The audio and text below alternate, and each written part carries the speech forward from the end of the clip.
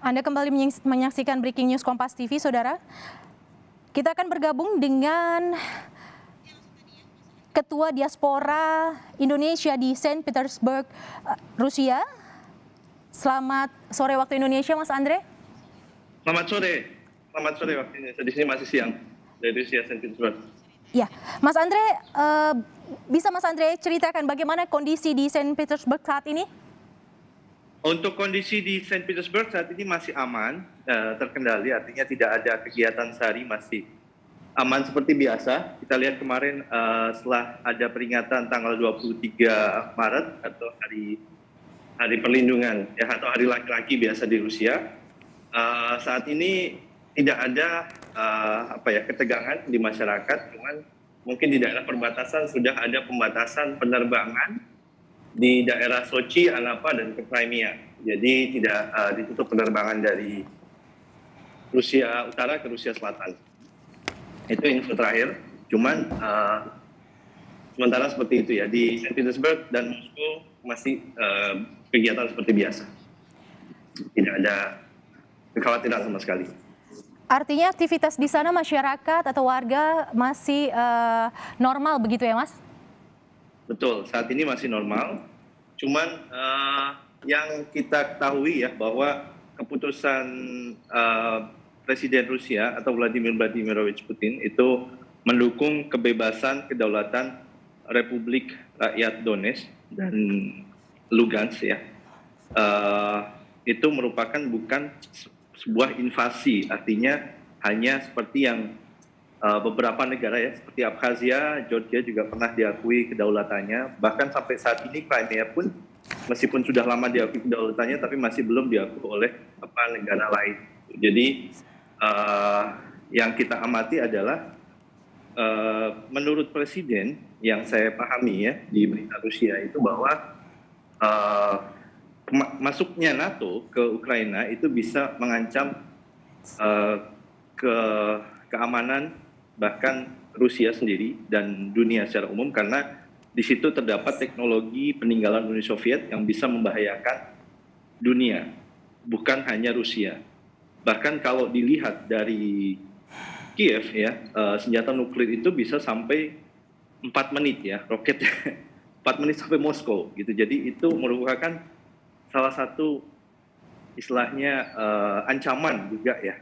Dari segi Rusia bukan berarti tidak memperbolehkan, tapi hal yang mengancam negara ini juga menjadi suatu concern terhadap keamanan negara itu sendiri. Jadi yang kita tangkap di Rusia saat ini sedang menuju ke arah lebih diplomasi ya, bukan cuman tetap mendukung kedaulatan negara Donetsk dan Donbas, karena ini sudah berlangsung 8 tahun. Yang saya ketahui beberapa teman-teman saya juga yang di Ukraina bahkan sudah pindah mengungsi dari daerah Donetsk ke Saint Petersburg ataupun ke Moskow, karena terkait di sana benar-benar konfliknya 8 tahun terakhir ini sangat tidak nyaman tinggal, karena korban jiwanya juga banyak sekali ya, warga biasa. Bahkan sebelum kejadian hari ini konflik itu terus terjadi. Jadi warga-warga di sekitar Donetsk dan Lugansk ini sering mengalami ya kalau bisa bicara antara separatis ya dengan konflik tentara Ukraina itu sendiri. Anda sebagai Ketua Diaspora Indonesia di sana, seperti apa, ada arahan dari KBRI? Koordinasi seperti apa yang dilakukan oleh KBRI kepada Anda, Mas Andre? Saat ini KBRI hanya mengarahkan untuk berhati-hati. Kalau menurut saya kemarin Duta Besar Indonesia untuk Rusia dan Belarus, Bapak Jose M. Tavares, mengatakan bahwa untuk tetap kontak dengan KBRI, terutama warga-warga yang berada di sekitar perbatasan, yaitu di Rostov-on-Don, ya, dan supaya tidak lebih mengunjungi wilayah perbatasan. Jadi tetap waspada, tetap berhati-hati, namun belum ada istilahnya pemberitahuan khusus ya berlanjut bagaimana atau apa berikutnya, karena memang kita di sini tidak ada kejadian yang mengkhawatirkan sekali. Jadi saat ini kondisinya di Rusia sendiri masih aman. Mungkin di daerah perbatasan yang perlu kita ketahui lebih lanjut. Karena sudah mulai ditutup tadi border untuk penerbangan ke Sochi, baik ke Sochi maupun ke Crimea maupun ke Anapa, ke daerah selatan sudah tidak ada penerbangan dari Rusia manapun. Bung Andre, tadi Anda sempat menyebutkan alasan Presiden Putin melakukan invasi seperti itu. Bisakah Anda ceritakan kepada kami, Anda berada di sana, bagaimana respons warga sendiri atas keputusan Presiden Putin?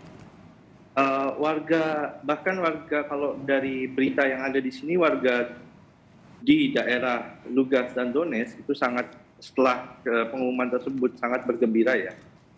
Maksudnya karena selama ini mereka selama 8 tahun terakhir sudah meminta dukungan. Cuman belum ada keputusan dari pemerintah Rusia sendiri tentang kedaulatan negara tersebut. Kalau dibilang invasi, saya rasa kurang tepat karena ini bukan mengambil wilayah ya, hanya membantu mempertahankan kedaulatan yang mereka minta. Seperti halnya sejarah di Abkhazia ataupun di Crimea sebelumnya. Cuman kalau Crimea kan memang sudah wilayah Rusia. Kalau ini Rusia sendiri tidak mengakui bahwa itu merupakan wilayah Rusia.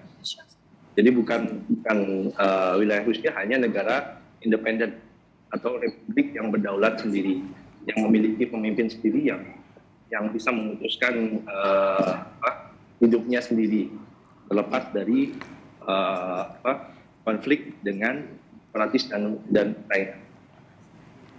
Tentu seperti yang Anda bilang tadi, warga Donetsk dan Luhansk menyambut dengan baik langkah yang dilakukan oleh Presiden Putin. Lantas bagaimana dengan warga Rusia atas keputusan Presiden mereka melakukan operasi ke Ukraina? Pasti banyak yang pro dan banyak yang kontra ya. Jadi kalau kita melihat nggak semua pro dan kontra terhadap keputusan di mana-mana pun sama ya. Kalau kita mengamati, ada beberapa warga yang mendukung sekali karena mengetahui ya saudara-saudaranya yang ada di sana bagaimana kondisinya, dan mereka pun mengajak ke sini, dan ada beberapa yang memang kontra terhadap urusan tersebut. Jadi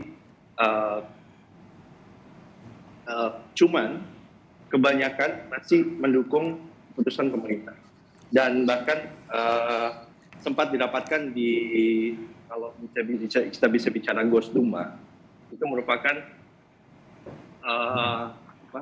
semacam DPR ya, DPR MPR-nya Rusia di sini. 100% semua mendukung, jadi tidak ada yang menolak sama sekali. Begitu.